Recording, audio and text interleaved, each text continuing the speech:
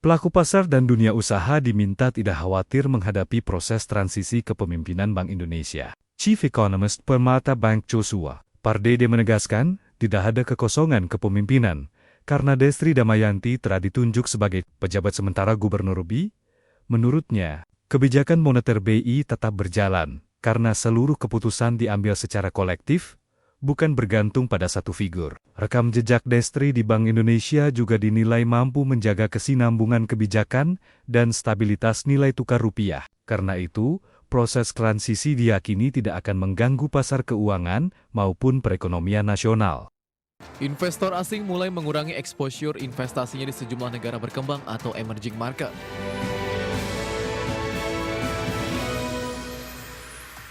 Investor asing mulai mengurangi exposure investasinya di sejumlah negara berkembang atau emerging market. Tiga faktor utama yang dinilai mendorong fenomena tersebut, yakni sikap The Fed yang lebih hawkish, guncangan harga energi, serta sentimen risk off di tengah tingginya ketidakpastian geopolitik global. Investor asing mulai mengurangi exposure investasinya di sejumlah negara berkembang atau emerging market. Fenomena ini tercermin dari meningkatnya arus keluar modal asing di berbagai negara, termasuk India dan Indonesia. India menjadi salah satu negara yang mencatatkan pembalikan arus modal cukup signifikan. Negara tersebut mencatatkan arus keluar modal bersih sebesar 2,4 miliar dolar Amerika Serikat pada Mei 2026, berbanding terbalik dengan arus masuk modal bersih sebesar 3,7 miliar dolar Amerika Serikat pada Mei 2025. Salah satu pemicu derasnya arus keluar modal tersebut adalah aksi jual investor portofolio asing atau foreign portfolio investor. Fenomena serupa turut membayangi pasar keuangan Indonesia. Arus keluar modal asing masih menjadi salah satu tekanan utama di pasar domestik yang tercermin dari kenaikan imbal hasil surat berharga negara. Yield SBN tenor 10 tahun tercatat berada di level 7,37% per 24 Juli 2026, naik 1,89% dalam sepekan terakhir dan melonjak 13% secara tahunan. Kenaikan yield ini mengindikasikan investor asing meminta imbal hasil yang lebih tinggi sebagai kompensasi risiko untuk masuk ke pasar Indonesia. Managing Director Research Samuel Sekuritas Indonesia, Harisu mengatakan, fenomena capital outflow saat ini terjadi secara meluas di berbagai pasar negara berkembang. Setidaknya ada 3 faktor utama yang mendorong tren tersebut. Pertama, sikap The Federal Reserve yang tampil lebih hawkish. Kedua, guncangan harga energi akibat memanasnya konflik di kawasan Timur Tengah. Ketiga, sentimen risk off di tengah tingginya ketidakpastian geopolitik global. Berbagai sumber IDX Channel. Harga minyak memperpanjang pelemahan pada perdagangan di hari Senin, anjlok lebih dari 5% setelah Presiden Amerika Serikat Donald Trump memutuskan menghentikan sementara serangan militer terhadap Iran menyusul 2 pekan operasi udara. Langkah tersebut memicu harapan akan terbukanya kembali jalur diplomasi yang dapat meredakan konflik di Timur Tengah.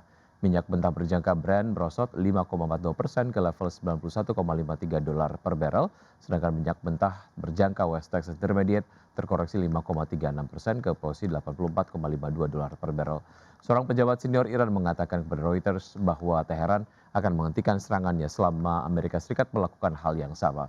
Pernyataan itu muncul setelah Washington memutuskan menghentikan sementara kampanye pengeboman menyusul masukan dari para penasehat Presiden Donald Trump yang menilai target serangan mulai menipis serta muncul kekhawatiran terhadap berkurangnya persediaan amunisi militer Amerika Serikat. Setelah 13 malam berturut-turut melancarkan serangan udara ke Iran, Pentagon menghentikan operasi tersebut pada Jumat malam.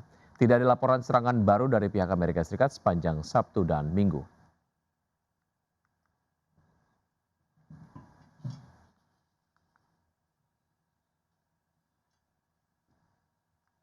Anak usaha PT Jababeka Tbk resmi mengalihkan sebagian kepemilikan saham di PT Rumah Prima Sehat ke 3 entitas internal grup. Ya, transaksi pengalihan saham bernilai total 2,16 miliar rupiah dilakukan untuk penataan struktur bisnis.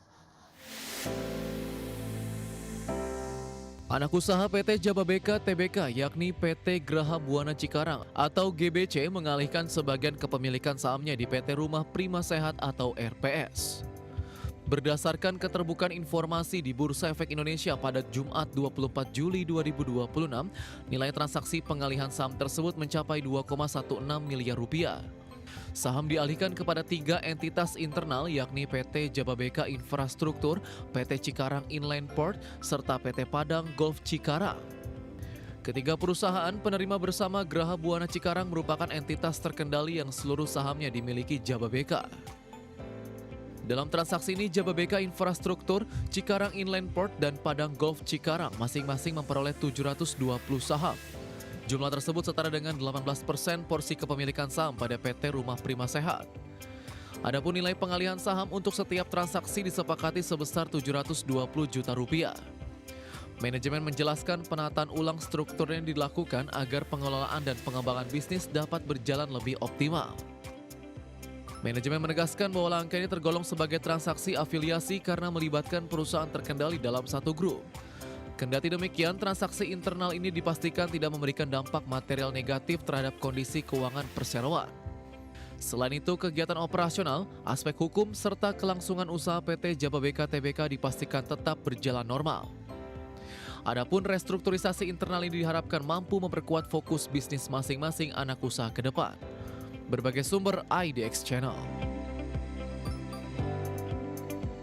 PT Indo Internet Tbk menyuntikkan tambahan modal sebesar 25 miliar rupiah kepada anak usahanya PT Digital Gayana Ekatama. Langkah strategis ini dilakukan di tengah proses penarikan diri perseroan dari Bursa Efek Indonesia secara sukarela. PT Indo Internet Tbk mengucurkan tambahan modal senilai 25 miliar rupiah untuk mendukung pengembangan bisnis anak usahanya.